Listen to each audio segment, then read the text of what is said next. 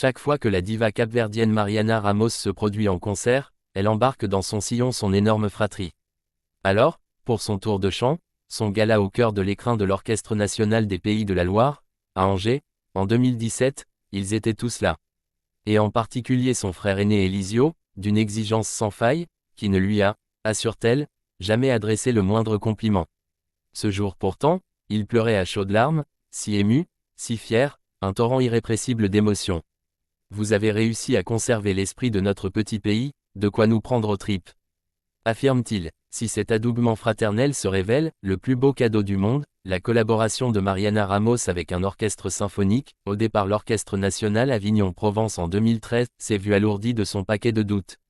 Au départ, à l'orée des années 2010, l'instigateur du projet, Philippe Grison, directeur de l'Orchestre national Avignon-Provence, propose l'aventure à l'héroïne incontestable de la musique capverdienne, la tendre Césaria Évora, qui décline avec franchise et humour, « Je suis bien trop fatigué, voyez ça avec Mariana Ramos ».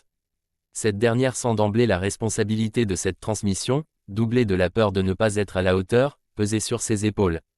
Conserver l'âme capverdienne, il y a surtout ces questions qui l'assaillent, malgré l'immédiate bienveillance du compositeur, arrangeur et chef d'orchestre Marc-Olivier Dupin. J'adore la musique classique, mais je ne joue d'aucun instrument. Autodidacte, je chante de manière intuitive. Je ne savais pas si nous parviendrions à communiquer et si les arrangements retranscriraient avec justesse le balancement des musiques capverdiennes, si leur âme pourrait être conservée. Marc-Olivier m'a écouté avec soin.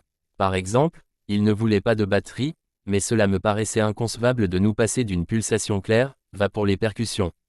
Il ne souhaitait pas de basse, ok pour une contrebasse. Raconte celle qui a embarqué avec elle, dans les rangs de l'orchestre, ses acolytes de toujours, Toy Vieira au piano, Polo Bouman à la guitare, Miroca Paris aux percussions et Jessica Ramos au chœur, et puis, Mariana et sa bande découvrent, Médusée, en 3 courtes répétitions, les us et coutumes d'un grand orchestre, comme ces pauses syndicales, qui interrompent brutalement les sessions.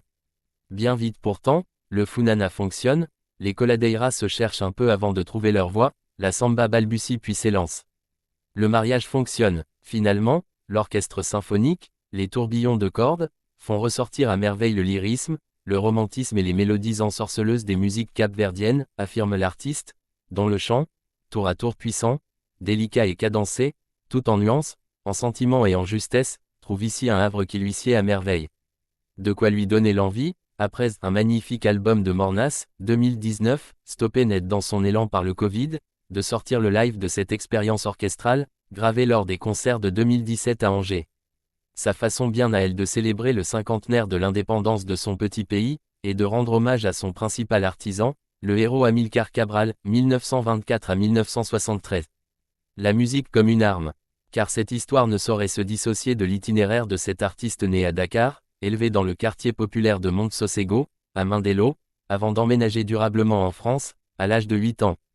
Avant l'indépendance, au mi-temps des années 1960, son oncle, le visionnaire Djoungat Biluka, militant du PAIGC, Parti africain pour l'indépendance de la Guinée-Bissau et du Cap-Vert, d'Amilcar Cabral, fonda Rotterdam le tout premier label de musique capverdienne, Morabeza Records. Creusait des revendications identitaires de son archipel, la maison signe, entre autres, Césaria à ses débuts, avant sa découverte par l'Usafrica de José da Silva, le groupe Voz de Cabo Verde ou l'Angolais Bonga. Mon oncle était très investi dans les luttes pour l'indépendance.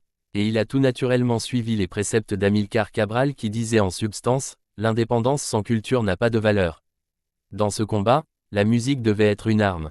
Morabeza est donc devenu un levier de résistance culturelle, un moyen de réaffirmer l'identité du Cap-Vert, raconte-t-elle.